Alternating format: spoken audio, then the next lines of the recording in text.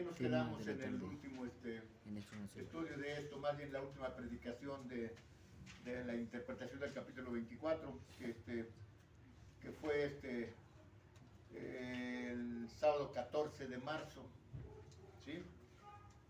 Lo último que vimos ahí para que se pongan en contexto. Esta parte, Mateo 24.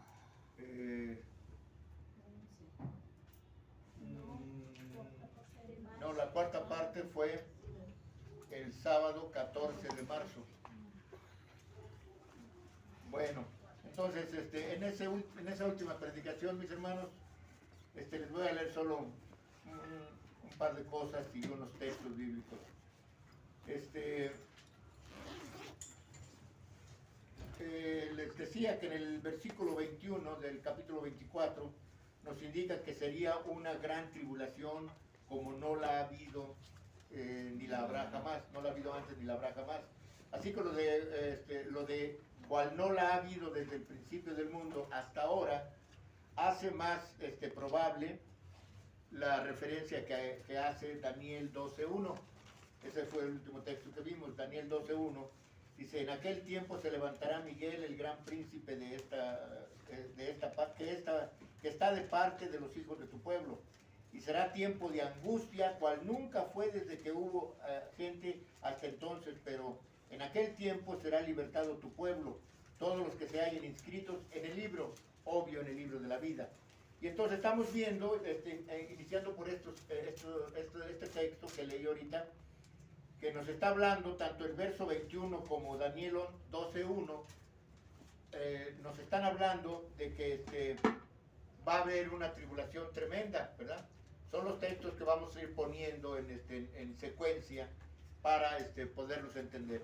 Ahí nos quedamos en la cuarta parte del el capítulo 24 de Mateo. Bueno, y también les recuerdo que habíamos dicho que opté por darles o hacer hermenéutica más bien de este capítulo 24 por las cosas que se están viendo en estos últimos días. Por ejemplo, empieza ahí el capítulo diciéndole a sus discípulos, miren que nadie los engañe. Y después dice ahí saldrán muchos en mi nombre, ahí en el verso 5 dice, saldrán muchos en mi nombre, en el nombre de Jesús, engañando a los demás. Ya después en el verso 6 dice, se oyen de guerras, rumores de guerras. En el 7 se levantarán nación contra nación, reino contra reino. Habrá pestes, pandemias, enfermedades en el verso 7, terremotos en diferentes lugares en el mismo verso 7. Esto es principio de dolores, dice en el verso 8, y seremos aborrecidos por causa del nombre de Jesús en el verso 9. Muchos tropezarán entonces en el verso 10, tropezarán con el Evangelio, se entregarán unos a otros en el verso 10, aparecerán falsos maestros, se levantarán falsos maestros, falsos profetas, por el aumento de las guerras, de la violencia, el amor de muchos se enfriará en el verso 12, y recomendaciones para los cristianos de hoy. Entonces todo eso lo estamos viendo, hermanos, que está sucediendo de hoy en día. Nuevamente hay noticias de todo esto que está pasando y no podríamos como cristianos pues cerrar los ojos ante eso o decir no pasa nada, no, sí pasa, hermanos. Por algo Dios nos revela todo esto por medio del libro de Apocalipsis, que fueron las revelaciones que Dios le dio a su Hijo se las dio a su ángel se las dio o se las reveló a Juan, el autor del libro de Apocalipsis, y Juan lo escribe en el libro del Apocalipsis, que ese libro se escribió allá por el año 90, 96 más o menos de nuestra era, o sea en el primer siglo. Entonces todo esto es precisamente lo que está sucediendo y entonces en eso fue que nos quedamos en la cuarta parte. Muy bien. Entonces, si hay desde luego preguntas o dudas, por favor levanten la mano y pregunten. Dice, lo de ni lo habrá jamás, como vimos en ese texto, por muy grave que fue la tribulación en el año 70. ¿Se acuerdan qué sucedió en el año 70? Sí, la destrucción del templo. Exactamente. Eso se asemeja más bien a Daniel 12, 1 y 2. Ya leímos el verso 1. El verso 2 dice de esta manera: muchos de los que duermen en el polvo de la tierra serán despertados, unos para vida eterna y otros para vergüenza o confusión perpetua. Eso es lo que los textos que vamos a ir poniendo en secuencia nos van hablando de esto. Primero vimos en Daniel 12:1 y en Mateo 24 que va a haber tribulación como nunca la ha habido desde el principio de la tierra hasta ahora, ni la habrá después. O sea que va a ser lo peor que puede suceder en el mundo. Entonces esto con este texto del verso 1 y 2 de Daniel 12, ¿verdad?, nos habla que muchos se levantarán del polvo de la tierra. Esto es la primera resurrección que va a suceder. Después en Apocalipsis 7:14, perdón. En Apocalipsis 7:14 dice: yo le dije, estos son los que han salido de la gran tribulación y han lavado sus ropas y las han emblanquecido en la sangre del Cordero. Eso va desde luego cuando en la tribulación muchos no estarán en la gran tribulación, o sea, la iglesia no estaremos en la gran tribulación. Entonces dice también en Apocalipsis 12 al 17, solo apúntenlos porque están muy largos esos. Y Apocalipsis 13:7, ese sí lo voy a leer.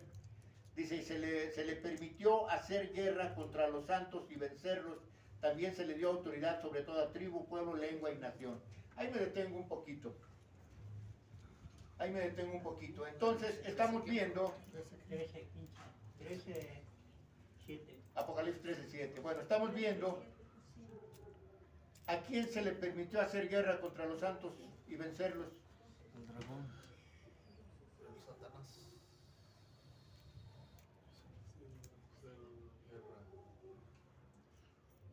A la bestia.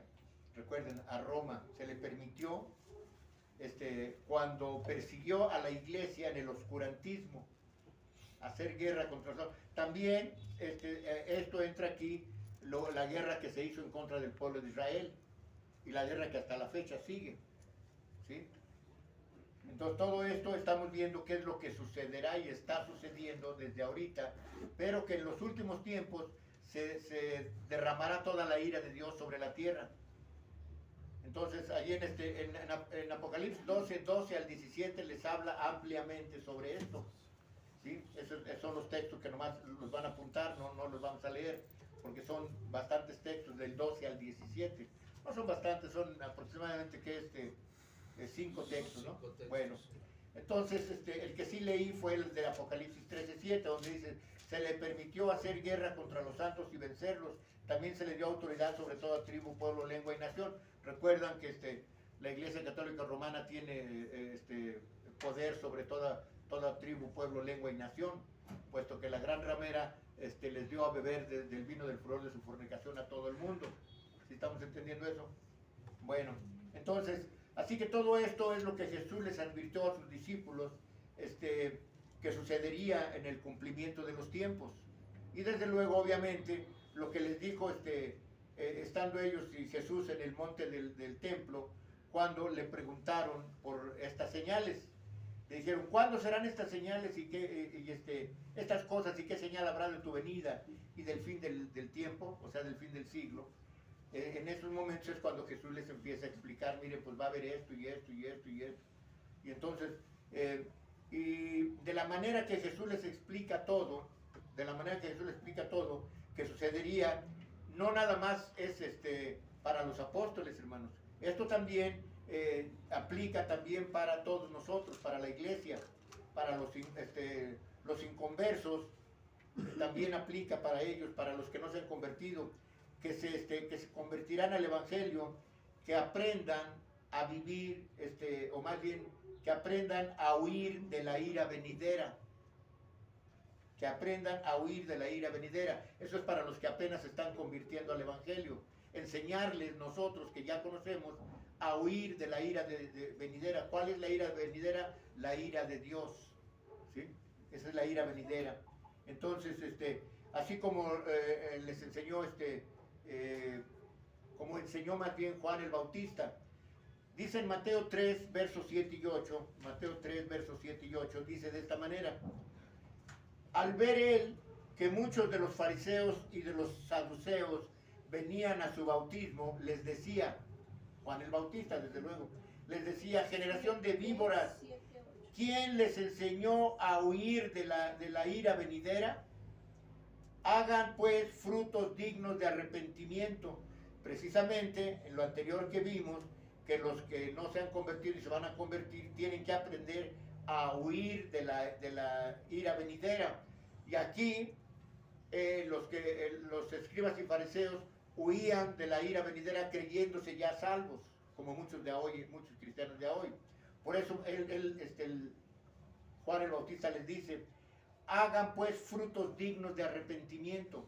Y eso es lo que los nuevos congregantes, los nuevos que se van a convertir, tienen que hacer precisamente esos frutos dignos de arrepentimiento. Porque se supone que nosotros, ya una vez convertidos al Evangelio, ya nos arrepentimos. Se supone, digo, porque a veces no lo entendemos, a veces como que no nos hemos arrepentido. Pero bueno, entonces, dice, hagan pues frutos dignos de arrepentimiento, y que todo el creyente cristiano, desde luego, que vele, tiene que ser sobrio, y que se animen unos a otros, o que nos animemos unos a otros, con la esperanza de la segunda venida de nuestro Señor Jesucristo. Eso es lo que en nosotros, hermanos, debe dar frutos. En nosotros debemos de tener la certeza y la esperanza de la segunda venida del Señor Jesucristo. Vamos a leer estos textos, y son bastantes estos textos. Es 1 Tesalonicenses, capítulo 4, verso 13 al 18. Son 4 o 5 textos que voy a leer. Esto es importante, por eso los apunté. Primera De Tesalonicenses, capítulo 4, verso 13 al 18. Dice de esta manera la palabra de Dios. Tampoco queremos, hermanos, que ignoren acerca de los que duermen, o sea, acerca de los que ya están muertos, para que no se entristezcan como los otros que no tienen esperanza. Me detengo ahí un poquito. No por coincidencia, pero por alguna razón, hoy hemos hablado mucho de este texto, ¿no es así? Tanto los varones como aquí en la escuela sabática, ¿sí se acuerdan? Y en el tema de mediodía. Y en el tema de mediodía. Hemos hablado mucho sobre esto por alguna razón, no hay coincidencias en las cosas de Dios. Recuerden que vimos en la escuela sabática que el hombre inventó la palabra coincidencia para tapar su ignorancia, ¿sí? Entonces no son coincidencias. Bueno, dice que no se entristecen como los otros que no tienen esperanza. Verso 14, porque si creemos que Jesús murió y resucitó, así también traerá Dios con Jesús a los que durmieron en él. Por ejemplo, el más reciente en esta iglesia, pues sabemos bien quién fue el más reciente, mi hermano Pedrito, ¿no? Sabemos bien que Jesús lo va a traer, porque él murió en Cristo Jesús. Él duerme en Cristo Jesús, y Dios lo va a traer. ¿Lo creen por fe? Eso dice la palabra de Dios. Los que durmieron en él. Por lo cual, dice, les decimos esto en palabra del Señor, que nosotros que vivimos, que habremos quedado hasta la venida del Señor, quizás seamos nosotros o quizás no lo seamos, no precederemos a los que durmieron, o sea, no resucitarán primero que los que durmieron en el Señor, o sea, no serán arrebatados antes que los que durmieron en el Señor, porque el Señor mismo, con voz de mando, con voz de arcángel y con trompeta de Dios, descenderá del cielo, y los muertos en Cristo resucitarán primero, ¿sí? Como decía en Apocalipsis 14:13, acuérdense. Bueno, luego nosotros, los que vivimos, los que hayamos quedado, seremos arrebatados juntamente con ellos en las nubes para recibir al Señor en el aire, y así estaremos siempre con el Señor. Por tanto, aliéntense unos a otros con estas palabras. Entonces, esto que estamos leyendo ahorita, las demás denominaciones toman esto como para decir, mira, ya ves, nos vamos a ir al cielo, nos vamos a ir con el Señor, y así estaremos allá por siempre con Él. Allá no va a estar siempre el Señor. ¿Dónde es donde va a estar? Aquí. Dice que descenderá a la tierra, ¿no?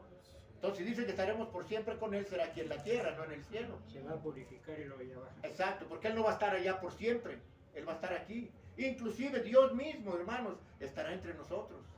Amén. ¿Sí? Entonces, tenemos que entenderlo en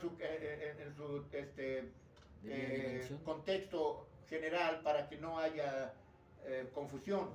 Bueno, así que, amados hermanos, todo lo anterior y más, desde luego, se dará en los últimos tiempos, que Dios señala como tiempos peligrosos, así lo señala en la palabra de Dios. pero no peligrosos para nosotros, ¿sí? Créanlo esto por fe, hermanos, no peligrosos para nosotros, ya que Dios no nos ha puesto para ira, sino para salvación. Eso lo he repetido en varios temas porque quiero que lo entiendan cabalmente, porque la gran mayoría le tienen miedo al libro de Apocalipsis. Porque dicen, no, eso es algo terrible, sí, pero no es para ti, no es terrible para ti. Bueno, dice Primera de Tesalonicenses, capítulo 5, verso 4 al 9. Perdón, sí, capítulo 5, verso 4 al 9. Dice de esta manera: mas ustedes, hermanos, no están en tinieblas, esto es, no están en pecado, para que aquel día los sorprenda como ladrones. No están en tinieblas. Porque todos ustedes son hijos de luz, hijos del día. No somos de la noche ni de las tinieblas. Verso 6 dice, por tanto, no durmamos como los demás, sino velemos y seamos sobrios. Esto de velar, obvio, no habla de desvelarse como los muchachos que no me dejaron dormir anoche, ¿verdad? Los que están tome allí, no habla de desvelarse así. Dice, velemos y seamos sobrios, o sea, no borrachos, sino sobrios. Verso 7 dice, pues los que duermen, de noche duermen, y los que se embriagan, como estos jóvenes, de noche se embriagan, ¿sí? Verso 8 dice, pero nosotros que somos del día, seamos sobrios, habiéndonos vestido con la coraza de fe y de amor, y con la esperanza de salvación, que es la que Dios ha puesto en nosotros. Somos puestos para salvación, no para ira.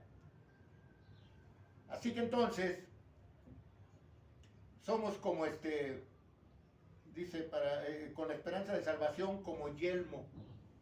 ¿Saben lo que es el yelmo? Lo dice ahí en la armadura de Dios. ¿Qué es el yelmo? Es el de ese que... El de ese. ¿Ya saben cuál es el yelmo? El de ese. Es el... Bueno, Casi me quemó la usted cabeza. lo sabe, lo puede decir, es el Exacto, bastón. exacto. Es el bastón, ¿no? No, señor. El yelmo es lo que usaban en la armadura de Dios. O sea, se menciona primero calzar los pies con el apresto del Evangelio, usar la coraza de la justicia, ceñir tus lomos con la verdad, usar el escudo de la fe con que puedes detener los dardos de fuego del enemigo, usar la espada, que es la palabra de Dios, y usar el yelmo, que es lo que usaban en la cabeza. Es la armadura de Dios. Bueno, esa es parte de... Pero entonces aquí dice el texto que nosotros seremos, dice la coraza de fe y de amor, con la esperanza de salvación como yelmo. O sea, la esperanza de salvación como yelmo quiere decir que siempre tengas en tu cabecita, ¿sí?, la esperanza de la fe al venir Jesús por segunda vez. Eso es con lo que tenemos que darnos ánimo los unos a los otros, con la esperanza de la segunda venida de nuestro Señor Jesucristo. Es lo que trata de decir estos textos. Y que uses como yelmo la esperanza de la segunda venida de Cristo. Porque en la segunda venida de Cristo, estés vivo o estés muerto, verás a tu Creador. Amén. Estaremos con Cristo. Y entonces al último dice, en el reino eternal dice Dios, ustedes me serán por pueblo y yo les seré por Dios. Amén. Así que entonces, todo esto lo dice bien los textos. Tenemos que darnos ánimo nosotros unos a los otros. Cuando alguien esté triste, cabizbajo, apesadumbrado, temeroso, nosotros que conocemos la verdad tenemos que animarlo. Hermano, hermana, no se preocupe, no pasa nada. Mientras usted tenga fe en Jesucristo, mientras usted sirva a Dios, no pasa nada. Lo que va a pasar es lo que Dios tiene determinado para todos nosotros, que es la salvación. Nosotros no estaremos en la gran tribulación, hermanos. Esa gran tribulación es solo para el pueblo de Israel. Se lo dijo Daniel el ángel a Daniel, ¿no es así? 70 semanas están determinadas para tu pueblo y para tu santa ciudad. De esas 70 semanas se han cumplido 69. La semana 70 es la que se va a cumplir en la gran tribulación. Ya les he explicado eso, ¿no? Esa es la semana 70 para el pueblo de Israel, no para la iglesia. ¿Estamos bien? Bueno, entonces, dice el verso 9, porque no nos ha puesto Dios para ira, sino para alcanzar salvación por medio de nuestro Señor Jesucristo. ¿En quién hemos confiado, hermanos? En Jesucristo. ¿Quién es el que nos llevará a los pies del Padre? Jesucristo. ¿Sí?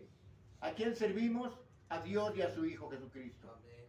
Así que entonces, será una tribulación tan insoportable, amados hermanos, que si aquellos días no fueran acortados por la rápida venida, tomen en cuenta esto de lo que les adelanté hace rato, ¿no? Por la rápida venida del Hijo del Hombre, que obvio no será el verdadero Hijo del Hombre, sino traerá imagen del Hijo del Hombre. Entonces no se salvaría nadie si no viniera. De acuerdo a los versos 22 al 27 de Mateo 24, en el verso 27 dice, porque como el relámpago sale del oriente y se muestra hasta el occidente, así será también la venida del Hijo del Hombre. ¿Sí? Recuerden ahí en Apocalipsis 14:14 dice que va a venir en una nube blanca, va a venir uno sentado, semejante al Hijo del Hombre, no que sea el Hijo del Hombre. ¿Sí? Bueno, entonces dice va a venir como el relámpago, y decíamos que, ¿cómo es un relámpago? Boom, más rápido de lo que te imaginas, ¿no? Entonces, por lo tanto, los escogidos son, con probabilidad, los escogidos de entre los judíos, ¿sí? Los escogidos de Dios, porque obviamente Dios no va a dejar a su pueblo, porque dice la Escritura que primero entrará la plenitud de los gentiles y después, ¿qué? Todo Israel será salvo. ¿No quieres ir a ver quién es, hermano Sosimo, por favor? El hermano Tino. Ah, ¿es el hermano Tino? Ya se vieron unos solos. Ah, pues entonces que entre, para que no interrumpa, que entre. Bueno, muy bien, entonces dice, por lo tanto, los escogidos son con probabilidad los escogidos de entre los judíos, ya que nosotros, la iglesia, ya habremos sido arrebatados. Tomen en cuenta esto, hermanos, lo repito nuevamente, los escogidos serán con probabilidad los hijos de Dios entre los judíos, ya que nosotros la iglesia, en el momento en que suceda eso, estaremos ya habremos sido arrebatados. Como dice Pablo, no precederemos a los que durmieron primero. ¿Sí? Así que de acuerdo a Isaías 65, verso 9, Isaías 65, verso 9 dice, sacaré descendencia de Jacob. ¿Quién es Jacob? Así es Israel. Y de Judá heredero de mis montes, y mis escogidos poseerán por heredad la tierra, y mis siervos habitarán ahí. Vean ustedes, está hablando aquí de los escogidos y también los siervos. Isaías 69. Isaías 65, 9. Entonces estamos hablando aquí del pueblo de Israel y la iglesia. Solo que aquí los denomina Dios, como en Isaías, el profeta Isaías los denomina como los escogidos, es el pueblo de Israel. Y los siervos de Dios es la iglesia. ¿Sí? Y esos escogidos serán salvos entonces mediante el testimonio de los de su propia raza. ¿Entendieron eso? Esos escogidos serán salvos mediante el testimonio de los de su propia raza. Y entonces estos tendrán, o sea los judíos, que reconocer que no los podrá salvar ni su espada, ni su ejército, sino solamente Jesucristo. ¿Sí? Solamente Jesús podrá salvarlos. ¿Esto va a ser cuándo, hermanos? ¿Cuándo va a ser esto? ¿Cuándo van a ser salvos ellos? Para empezar, recuerden que en el tema que les di del Valle de los Huesos Secos, Dios les dio espíritu de vida a esos huesos, ¿verdad?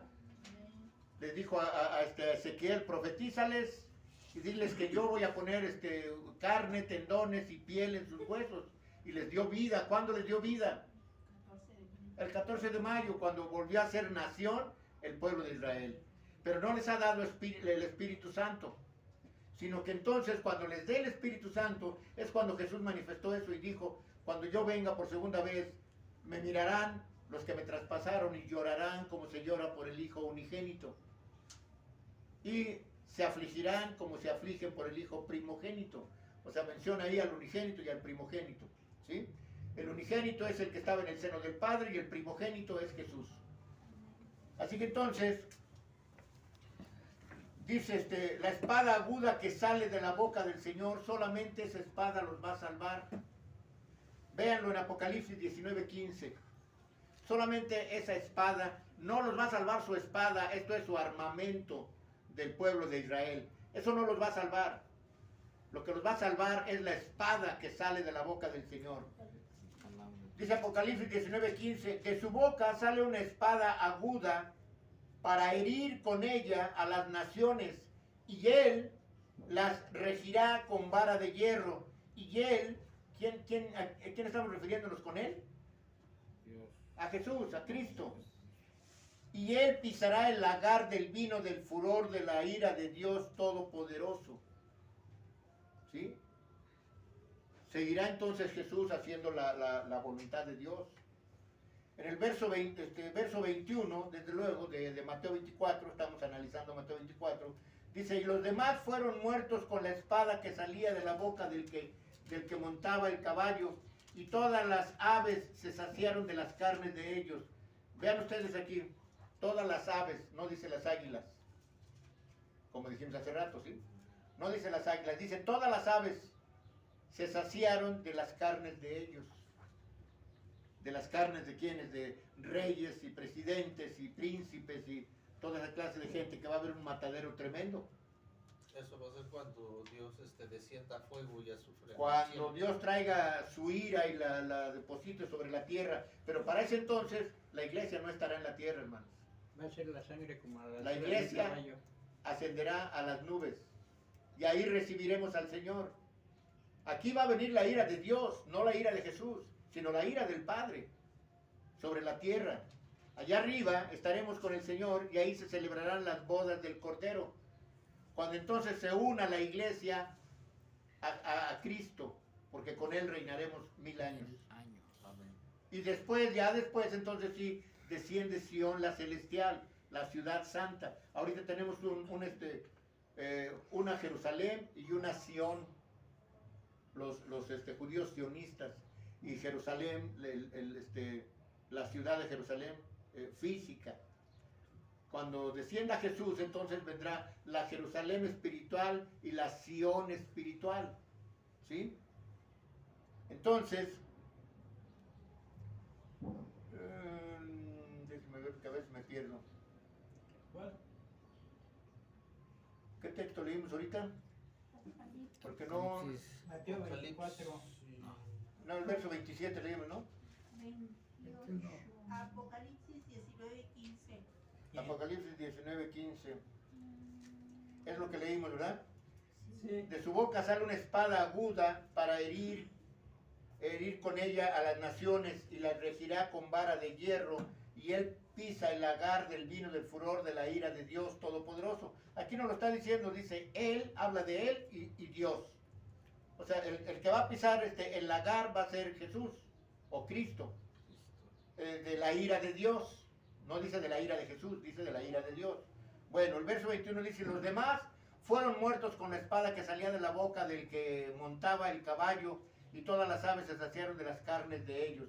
¿Que montaba cuál caballo, mis hermanos? Un caballo blanco que traía su muslo, ¿El primero o el cuarto? el cuarto. El cuarto. Muy bien, porque el primero representa ¿a quién? El anticristo. Al anticristo, exactamente. Así que en el tiempo de la angustia de Jacob, nuevamente decimos, ¿cuál va a ser la angustia de Jacob? La semana 70, hermanos, la gran tribulación. Esa va a ser la angustia de Jacob, el cumplimiento de la semana 70. Dios se acordará de sus elegidos para acortar el tiempo. Estamos hablando de los elegidos. ¿Quiénes son los elegidos? El pueblo de Dios, el pueblo de Israel. Muy bien. Así que tocante a nosotros, la iglesia, mis amados hermanos, en lugar de quejarnos, fíjense bien, de nuestras aflicciones y problemas, que a veces tenemos, no faltan los problemas, que a veces tenemos un problema que dura demasiado, y a veces estamos continuamente, ay Señor, ¿por qué? ¿Por qué tanto tiempo dura esto? En lugar de eso, de las aflicciones y problemas que duran demasiado, debemos más bien darle gracias a Dios de que duren, de que no duren para siempre. Nuestras aflicciones, desde luego. Porque si tomamos en cuenta, mis amados hermanos, nuestros defectos y la labor de purificación refinada que por medio de las aflicciones deberíamos entonces darle gracias a Dios. ¿Por qué? Porque a veces por medio de las aflicciones aprendemos a someternos a la obediencia. Por medio de las aflicciones aprendemos a clamar a Dios. Porque siempre que estamos enfermos, ¿qué es lo que hacemos? Ay, Dios mío, ay, Diosito, ay, Dios, ayúdame, ay, Dios. Entonces, por medio a veces de las aflicciones, Dios nos hace que recuerdemos que tenemos al único Dios verdadero como Dios. ¿Sí? Entonces, a veces tenemos que agradecerle a Dios por ello. Recuerden qué hizo Pablo. 3 veces le dije, quita de mí este aguijón, o sea, era una enfermedad que tenía Pablo. Jesús le dijo nada más, bástate mi gracia. Y lo dejó enfermo. Pero Pablo, con esa enfermedad, ¿verdad? Reaccionó y dijo, no, pues gloria sea al Señor. Gloria sea al Señor. Entonces, lo que debe de bastarnos a nosotros, hermanos, es que estamos inscritos en el libro de la vida. Es que esta vida que vemos es pasajera, superflua. ¿Sí? Entonces, por medio de nuestras aflicciones, quiere Dios, nuestro Padre, llevar a cabo en nosotros, lo consiguiente, de hacer su voluntad en nosotros, de que nosotros aprendamos a convertirnos a la santidad y hacer su voluntad. No sea que si insistimos en que por medio de oraciones Dios pone las pruebas, por medio de las oraciones a veces pone las pruebas, y a veces queremos que todas nuestras oraciones sean contestadas positivamente. Pero no, a veces, como les he dicho siempre, a veces a una petición en oración hacia Dios, la respuesta de Dios puede ser un rotundo no. Y no nos contesta. No nos concede lo que le pedimos. ¿Por qué? Porque Dios sabe, nos ama de tal manera que sabe que no nos conviene lo que le pedimos. Por eso dice un texto bíblico que no me lo he grabado, pero dice, no tienes y mueres de envidia. Y no tienes porque no pides, y no pides porque no sabes pedir, porque solo pides para tus deleites. Por eso nada más no tienes, porque a veces solamente pedimos para nuestros deleites. Hay que pedir por los pobres, por los desamparados, por aquellos que no tienen nada. Hay que pedir por ellos, que de nosotros Dios se encarga. ¿Por qué dice Salmo 23? Jehová es mi pastor, nada nos faltará. Dios provee. Así que entonces, mis hermanos, Dios trata de llamarnos a la perfección por medio de las tribulaciones a veces, ¿sí? De la plenitud de la estatura de Cristo. Tenemos que llegar a esa plenitud. Ya ven que dijo Pablo que es necesario que por medio de muchas tribulaciones entremos al reino de Dios. Dice en Romanos capítulo 8, verso 29, de lo que les estoy hablando, dice, porque a los que antes conoció, también los predestinó para que fuesen hechos conforme a la imagen de su Hijo, para que Él sea el primogénito entre muchos hermanos. Tomemos en cuenta esto. A los que antes conoció, ¿a quiénes conoció antes? A los profetas. Claro, porque dice el Señor que nos conoce desde antes de la fundación del mundo. Entonces, obvio, nos conoció desde antes. Por eso dice, porque a los que antes conoció, también los predestinó. ¿Sí? Para que fuesen hechos conforme a la imagen de su Hijo, para que Él sea el primogénito entre muchos hermanos. Ahora aquí nos damos cuenta de una cosa, conforme a la imagen de su Hijo. Aquí entonces no es a la imagen de Dios, es a la imagen de su Hijo. Como les decía, la imagen a la que fuimos hechos fue a la imagen del unigénito Hijo de Dios, que estaba en el seno del Padre y que plasmó en el cuerpo de Adán, el primer ser humano. Y de esa forma hizo a todos los seres humanos. Y las mujeres nos deben mucho, nos deben nomás una costillita, que el Señor nos sacó una costilla para que hiciera a Eva. Pues ellas viven de la costilla, ¿no? Bueno, entonces, el levantamiento de falsos cristos y falsos profetas que hacen grandes señales y prodigios, da a entender, recuerden ese texto, donde dice, es en Mateo 24, 24 o 24, 13, ¿Cuál? donde dice que, Mateo 24. que aún a los elegidos se engañarán. 24, 13 creo, porque 24, 4 es muchos se levantarán. Ajá, creo que sí, 24, 13. Bueno, entonces el levantamiento de falsos cristos y falsos profetas que hacen grandes señales y prodigios da a entender que esto sucederá en la segunda venida del Señor. Por esto, ya lo hemos visto. Esto no sucedió, mis hermanos, en los años después de Cristo, entre los años 60 y 70. Nada de esto sucedió. O sea, ¿qué es lo que estoy diciendo que sucedió? ¿Qué es lo que estoy diciendo que sucedió o que va a suceder?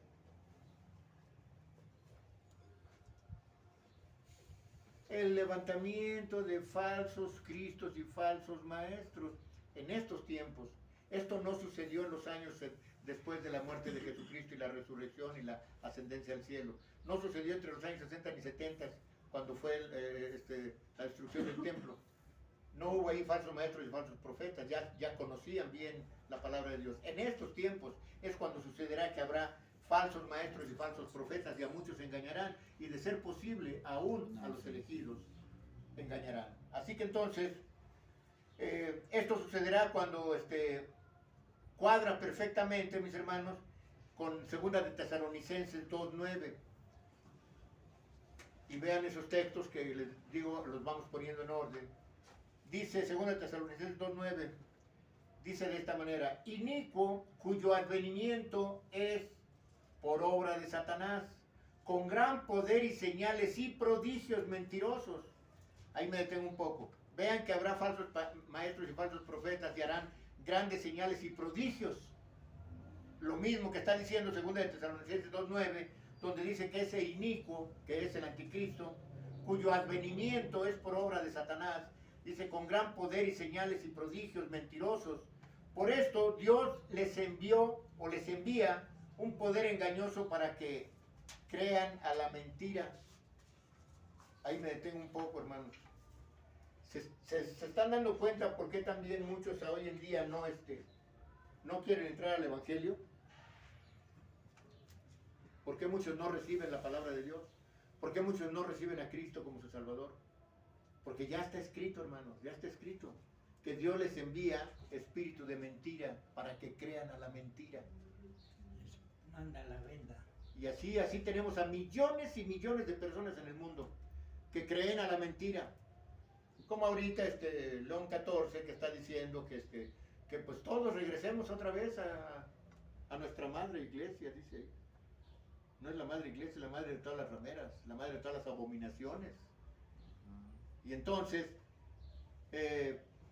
les da espíritu de engaño, de mentira, para que no crean a la verdad. ¿Por qué? Porque Dios conoce el corazón de cada persona. Y entonces aquellos que rechazan el Evangelio, tristemente, llegará el día en que el Señor les diga: apártense de mí, malditos hacedores de maldad, no los conozco. Me va a dar mucha tristeza que mi familia esté en esas gentes. Pero ¿qué más puedo hacer? Ya hice lo que tenía que hacer. Así mismo, hay muchos, ya se les habló de la palabra de Dios, no quieren. Bueno, eso quedará como testimonio cuando venga el fin, ¿verdad? ¿Cuándo viene el fin, hermanos? Cuando se ha predicado todo el Evangelio. Cuando se ha predicado el Evangelio a toda nación, tribu, lengua y pueblo para testimonio. Y entonces viene el fin. Así que entonces, leímos 2 Tesalonicenses 2:9, ¿verdad?